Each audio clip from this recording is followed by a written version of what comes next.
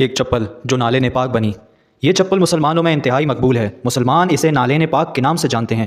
اس کے بڑے بڑے فریمز بنا کے مساجد پہ لگایا جاتا ہے۔ لوگ اپنی شرٹ پہ ایز اے بیج اسے استعمال کرتے ہیں، خاص طور پر 12 ربیع اول میں۔ قرآن پاک میں نشانی کے طور پر استعمال کیا جاتا ہے۔ بڑی بڑی ڈرائنگز بنائی جاتی ہیں جس میں نالین پاک کے اندر بیت اللہ اور گنبد شریف کی تصاویر بنائی جاتی ہیں۔ آخر یہ چپل اتنی مسلمانوں میں کیوں مقبول ہے اور مسلمان اسے چپل کہنے کے بجائے نالین پاک کیوں کہتے ہیں؟ دوستو، نالین کا مطلب ہوتا ہے چپل۔ نالین ایک عربی کا لفظ ہے۔ نال مطلب چپل، نالین مطلب چپلیں۔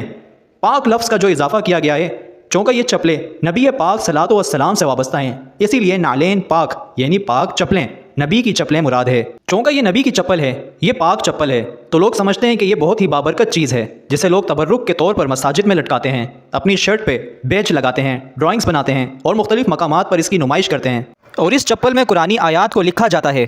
لیکن ایک منٹ، کیا واقعی مسلمان اس چپل کو پاک چپل مانتے ہیں اور اسے تبرک کے طور پر استعمال کرتے ہیں؟ جی نہیں، بلکہ ایک سچا مسلمان اسے غیر شرعی، شرک اور گناہ سمجھتا ہے۔ چند گمراہ لوگ جو جہالت کے اندھیرے میں گرے ہوئے ہیں وہ یہ بدعات اور جہالت کرتے ہیں جس کی وجہ سے تمام امت مسلمہ کو تنقید کا نشانہ بنایا جاتا ہے۔ اہل علم اس بات کو جانتے ہیں کہ نہ یہ حدیث سے ثابت ہے نہ قرآن پاک سے کہ نالین پاک نام کی کوئی چیز ماضی میں استعمال کی گئی ہو تبرک کے طور پر، یا جس کو تبرک کے طور پر استعمال کرنے کا مستند حوالہ موجود ہو۔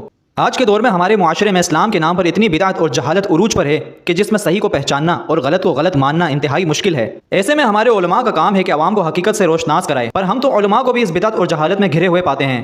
یہ علماء ہی تو ہیں جو عوام کو گمراہی کے دلدل میں دھکیلتے ہیں۔ میں یہاں تمام علماء کو تنقید کا نشانہ نہیں بنا رہا، بلکہ چند ایسے علماء جو غلط کو صحیح بنا کر آگے عوام میں پیش کرتے ہیں۔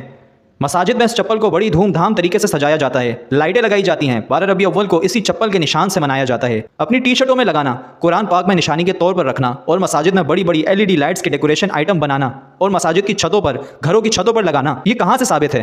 پر یہ علماء یہ کام کرتے ہوئے ہمیں نظر آتے ہیں، اور ان علماء کی پیروی کرتے ہوئے ہمیں عوام بھی گمراہ ہوتی ہوئی نظر آتی ہے۔ پر بحیثیت مسلمان ہمارا کام ہے کہ ہم غلط کو غلط کہیں اور صحیح کو صحیح، چاہے وہ پھر کوئی عالم ہی کیوں نہ ہو، چاہے وہ پھر کوئی بہت بڑا پیر و مرشد ہی کیوں نہ ہو۔ اگر وہ کوئی غلط کام کرتا ہے اور عوام کو بھی یہ کام کرنے پر دعوت دیتا ہے تو بحیثیت مسلمان ہمارا کام ہے کہ ہم اس پر آبجیکشن کریں، کیونکہ اللہ تعالیٰ نے ہمیں اشرف المخلوقات بنایا ہے، اور یہ اشرف المخلوقات کا تمغہ ہمیں صرف اور صرف ہمارے دماغ، ہمارے سوچنے کی صلاحیت، ہمارے غور و فکر کرنے کی صلاحیت کی وجہ سے دیا گیا ہے۔ اگر ہم اپنا دماغ نہ چلائیں، اگر ہم سوچ و بچار نہ کریں تو ایک جانور اور انسان میں کوئی زیادہ فرق باقی نہیں رہتا۔